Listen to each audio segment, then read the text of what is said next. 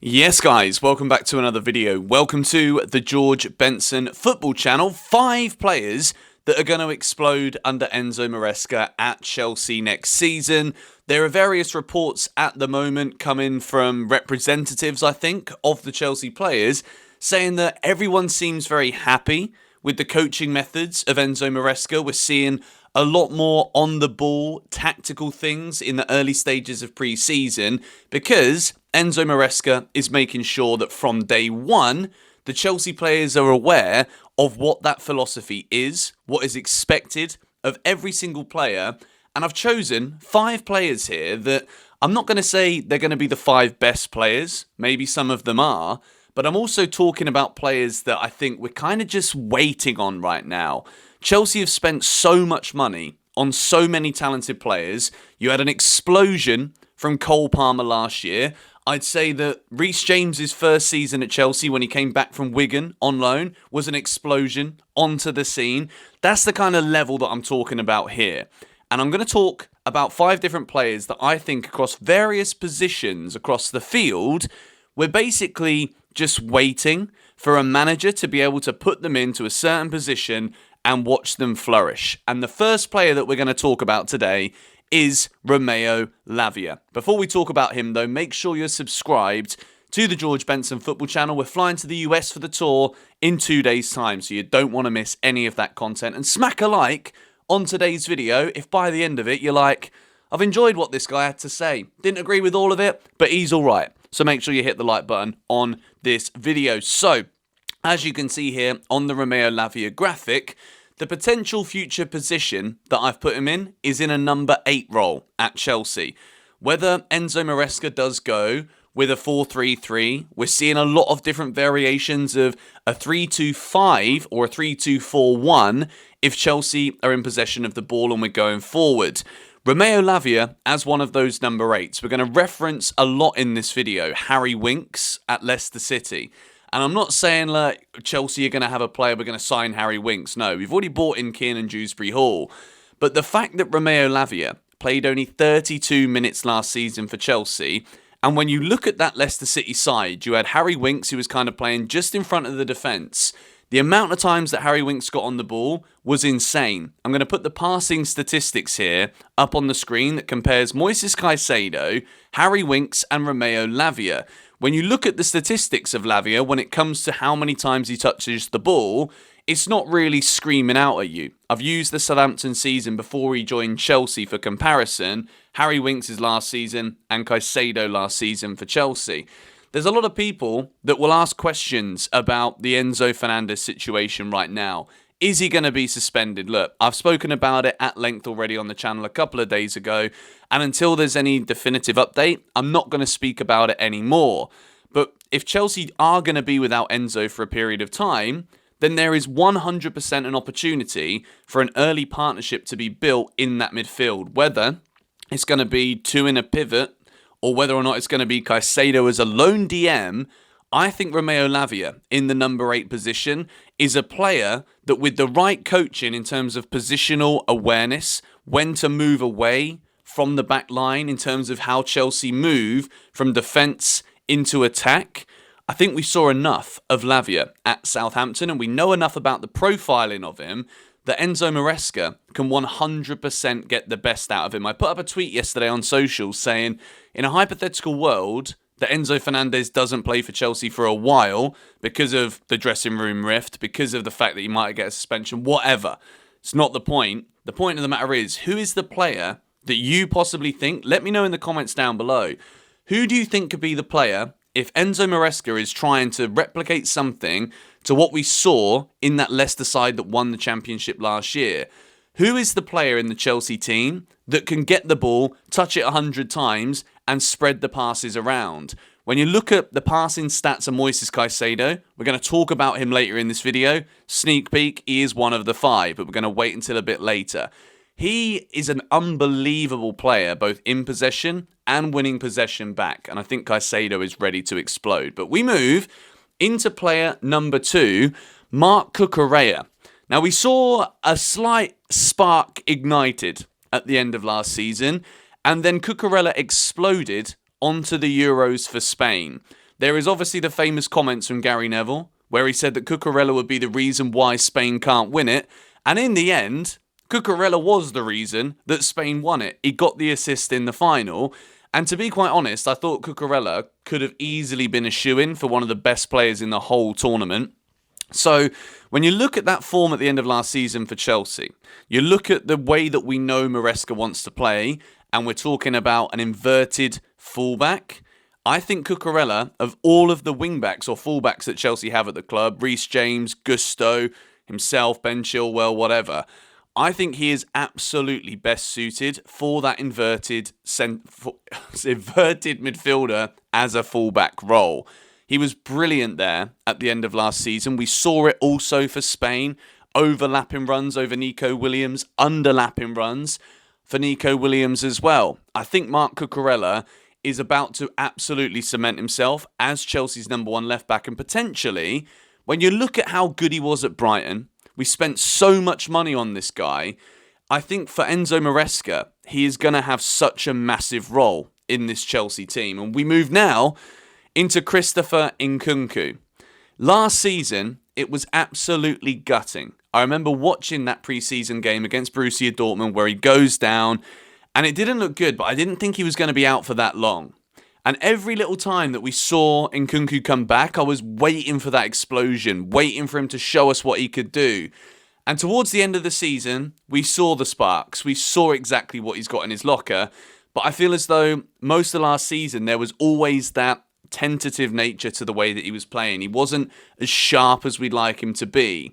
And as much as we could talk here about loads of players, there could be a lot of surprises this season for Chelsea because we've gone from a manager, Mauricio Pochettino, that wants the players to just run, outrun the opponents, to a manager who wants to simplify things in the way that we don't have to work so hard because the aim of the game is to have control of the ball. Chelsea and Maresca, they want to have the ball.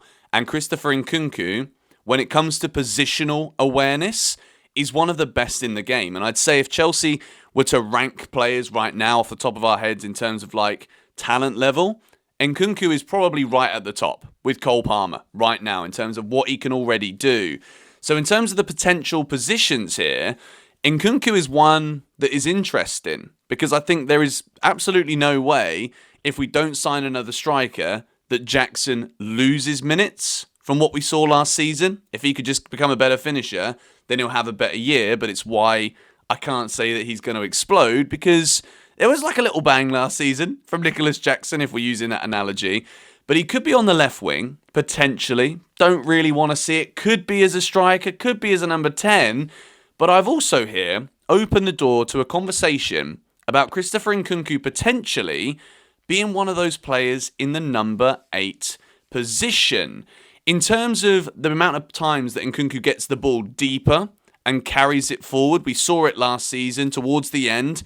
He was so good at that. He was so good at arriving into the box. I can't remember that goal. I think it might have been against Brighton. He scored that goal when he's arriving late into the box. And if you've got someone who is a bit more defence-minded, like a Romeo Lavia, with Caicedo in the midfield, just imagine a midfield three. Let me know your thoughts in the comments down below. It's just at this point in time, we're fully speculating. Hypotheticals, it's pre-season, it's get excited time. Caicedo, Lavia, Nkunku as a midfield three. Wouldn't be surprised if we saw that at some stage, depending on how Enzo Maresca coaches the positional awareness of the players in front of Caicedo. We move into Levi Colwill. Last season, we were gassed for this guy. We saw him get John Terry's number 26 shirt. I think he's changing the number of his shirt this year. But Levi was very unlucky last season. Most of the time that we saw him play, it was as a left back because Pochettino didn't trust Cucurella. Cucurella was out of form. He was struggling. Ben Chilwell has been pretty poor now for a couple of seasons. And Levi Colwill was that guy to step in. We had just so many injuries last season. If Levi Colwill plays in his best position, and we're looking at all of these training drills that we're seeing from Maresca at the moment with the close-knit passing networks that he's trying to create, the triangles on the pitch, Levi Colwill's got the ability to play those passes that John Terry used to play so well, the long balls, the cross-field diagonals. And this is what I want to see more of him. if Cucurella's going to advance into a left central midfield position, it doesn't mean that he's stuck in the middle of the park. It means that he can go forward and be an attacking threat as well, the same way that we saw him do for Spain. Then that would allow a Levi Colwill, when Chelsea are chasing again, to step up as well. And I think what we're going to see, if we do see that 3-2-5 this season when Chelsea are attacking, we could see Reece James step into that centre-back role because Cucurella is probably better going forward and inverting. Also protection for Reece James being one of those centre-back players. Chelsea need to get balance if we're going to play like this. We need someone on that left side of that back three, if that is how we're attacking, who's comfortable going out wide if we're going to need to get an extra man to defend the wings, but also stepping up, making those through passes when needed also. And I think this season, if Levi Colwill can stay fit, we're going to absolutely see him explode as a top defender in the Premier League. The final player, I did tell you guys earlier, but it is Moises Caicedo. When you look here, he played 48 matches for Chelsea last season. When you look at these stats, and I've ranked the pass percentages, both short and medium, in terms of percentages completed, which means it actually makes it to the next player. Caicedo is improving every single year. When you look at the start of his Chelsea career, there was so much weight from this price tag that the moment he made that mistake against West Ham, he was always kind of climbing back up again in people's just eye line in terms of how good he was. Even me, I made that video where I talk about Declan Rice, and I'm going to reference it here. And I was saying that the intangible things that you don't necessarily see, I wasn't yet seeing it from Caicedo. And from the moment I posted that video, all of that was just proven wrong. Declan Rice has a tournament in the Euros where he basically did nothing for England. Caicedo has just been on fire from the second half of last season, January onwards, even for Ecuador. The man is an absolute machine.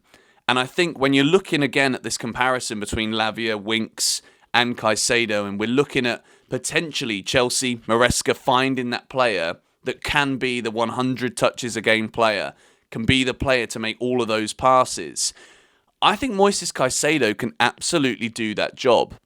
And I think Chelsea are blessed at the moment. When you look at Kiernan Dewsbury-Hall coming in, I wouldn't say that he can explode because, I mean, last season, double figures of goals, double figures of assists. And in terms of being that intelligent player that Maresca knows can take on instructions, fit into different roles on the pitch, I think he's already got that. And I think with Caicedo, it's going to be the redemption season. For anyone that doubted him, for anyone that thought that 100 million was an absolute joke, yes, I think at the time it was an overpayment. But in terms of what we could have here from Moises Caicedo, I think this is his year. We saw that goal on the final day of last season. I wouldn't be surprised if we see him score a couple more this season. He scored that brilliant one at Spurs that was ruled out as well. But I think this year, Moises Caicedo is by far the most important midfielder in this Chelsea side. I think he's good enough with that turning circle for those short, medium-term passes. I think he's intelligent enough positionally to know when to make the tackles. I think aerially as well, he doesn't look like the most intimidating player in the air, but he's winning 50% of his headers in all of his duels as well, which is good. And those numbers keep improving season after season. And I think this is the year now that he's a bit more settled. I know that there's a lot of unrest at Chelsea right now with the stories that we've got going on about Enzo and whatever. But I think Caicedo is settled. I think his form has been on an upward curve and trajectory now for a while. A bit like Marc Cucurella. I think these two are from the start of the season with a new manager who is working a lot with the ball, getting Chelsea players who are so young, smart enough to understand the movements on the pitch, be it when you pass, then where do you go? If he's got the ball, where are you stood? Are you available? These are all the questions that Maresca is ironing out the answers to right now. And these have been the 5 players that I think are going to have massive seasons for Chelsea. Let me know your thoughts on all 5 in the comments down below. Who are you excited to see in pre-season? We're going to be there Sunday afternoon. We're landing in Los Angeles. We're road tripping up to San Francisco for Chelsea's first game against Wrexham. So don't miss anything. Subscribe, hit the like if you enjoyed this video, and I'll see you guys in a bit. Come on, you Blues.